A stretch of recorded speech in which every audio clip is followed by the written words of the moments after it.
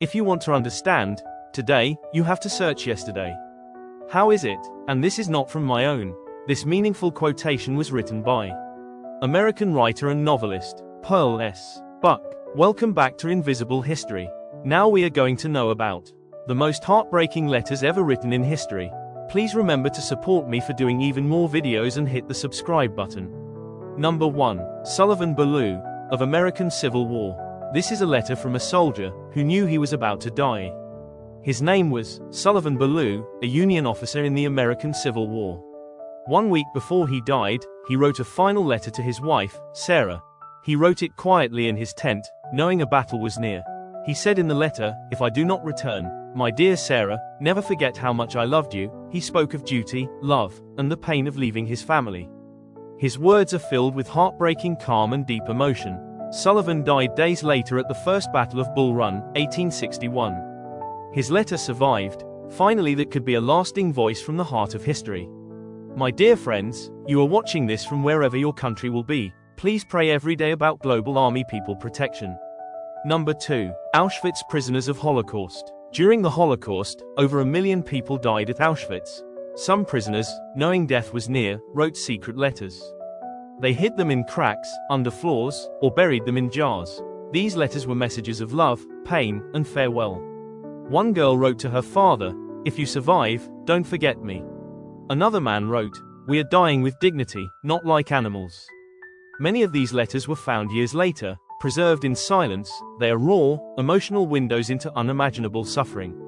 Not just history, but real voices that refuse to be forgotten. Their words still speak, so we never forget what happened.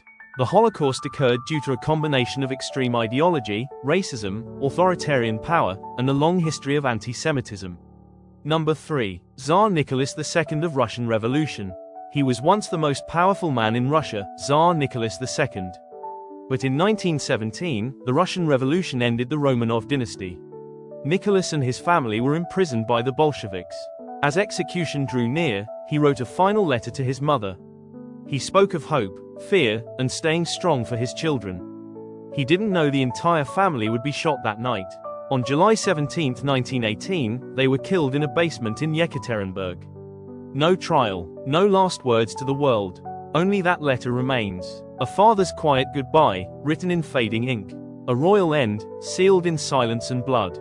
Number 4. Victims of Hiroshima and their final words before the bomb. On August 6, 1945, the atomic bomb hit Hiroshima. In seconds, tens of thousands of lives vanished. But some words were left behind: letters, diary pages, poems. A schoolgirl wrote, "I just want to see my mother again." Another child's diary ended with, "It's so hot.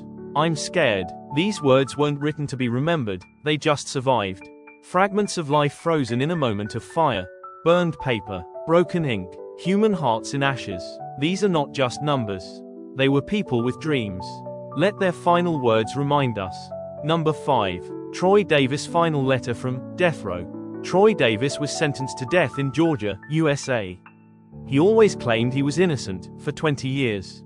Thousands protested. The world watched. But the system stayed silent. Before his execution in 2011, he wrote a final letter. "I am innocent. I did not kill Mark McPhail." He forgave those who sentenced him. He told his supporters to stay strong. He said, "Let my death be the spark for change." They executed him anyway. No new trial, no mercy. But his letter still lives, read across classrooms and protests. Troy's voice didn't die that day. It grew louder. Friends, if you have any topic you would like me to do video about, let me know in the comments. You will receive notifications of more videos. All this happens when you hit the subscribe button and press the bell icon. Thanks for watching.